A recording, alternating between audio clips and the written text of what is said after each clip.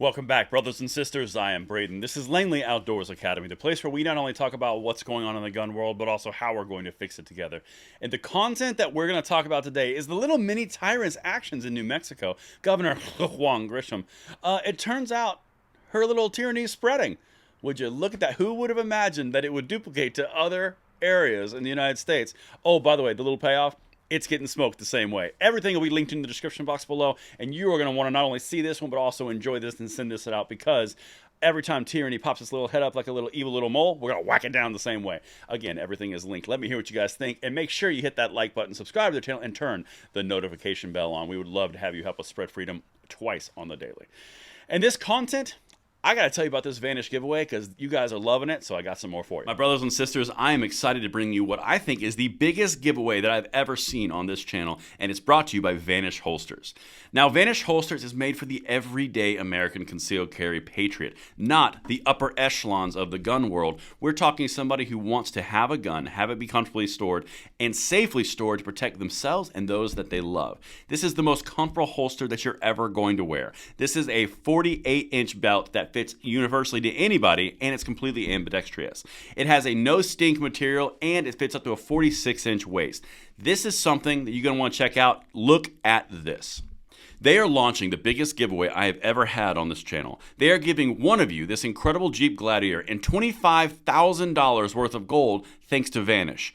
To enter, all you have to do is click the link in the description and get yourself the most comfortable holster you've ever worn, and Vanish is hooking you up. Get $40 off now when you use my link in the description box below. All right, beautiful people, we have got to dive into the great, crazy blue state of Nebraska?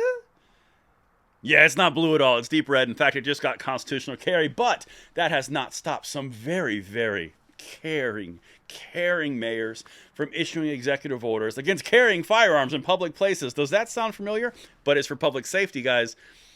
I told you, Governor Grisham would inspire others, and it will further unravel gun control across the nation. It's doing just that. Check this out. Let's dive into Nebraska together, because we're about the macro trends here. Check this out. Nebraska Firearms Group sues Omaha and Lincoln over gun orders and ordinances. Why am I so excited about this? Well, move follows Attorney General's opinion that the mayor's executive orders illegally restricted guns on public property. Guys, does that sound really familiar? Guns on public property, executive order, stopping it immediately? Is that ringing any bells? Yeah, thanks, Grisham. Thanks, Governor Grisham. You inspired some stupid, and they're getting smoked the same way. In fact, it's going to be even more expensive for these cities. Check this out. Again, I told you they will consistently stretch wherever they can, and someone in power somewhere is going to go, that was a great idea. Check it out. Omaha. Nebraska gun owners sued the cities of Omaha and Lincoln on Monday after telling city leaders this fall that enacting new local gun-related restrictions risked violating a new state law and their constitutional rights. Well, no kidding. Let me show you what they did. And again, executive orders. The Nebraska Firearms Owners Association filed district court lawsuits in Douglas and Lancaster counties alleging the mayors of Omaha and Lincoln, by the way, both very blue, went too far in issuing executive orders prohibiting concealed weapons on most public property. Guys, this sounds really familiar. It didn't work out too well for the governor. Do you think it's going to work out better for the mayors? Especially since New Mexico's got a little bit of that blue vibe. Nebraska doesn't, boo. In fact, they just passed a new law, constitutional carry, which they're going to reference right now, and they're going to say, well, there was a loophole. Turns out gun controllers like loopholes. Anyway, let's keep going, because we would never accuse someone of doing something that wasn't right in our reference points, again linked. A section of LB 77 sharply curbed the authority of cities governed by home rule charters to restrict guns more stringently than the state. That's known as preemption.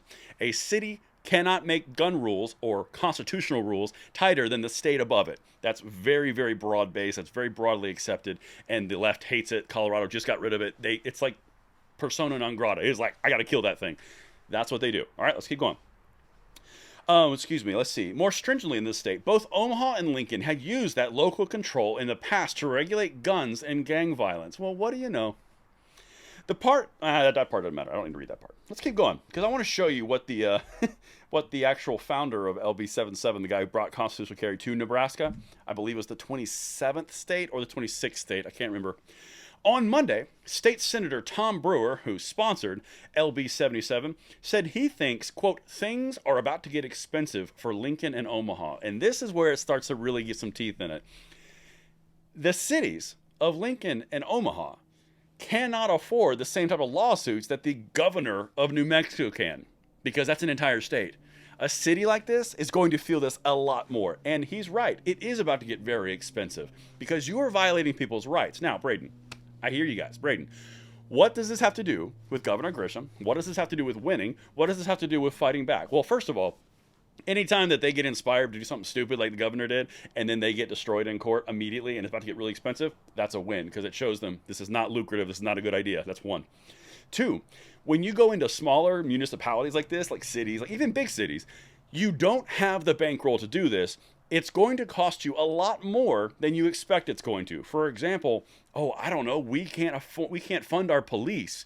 We can't fund basic city services because we have no money because we crossed the constitutional lines. That's why this is important.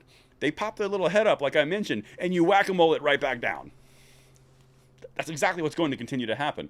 This is going to cost gun control inclining governments a whole lot of money. Anyway, let's keep going because this is a situation right here.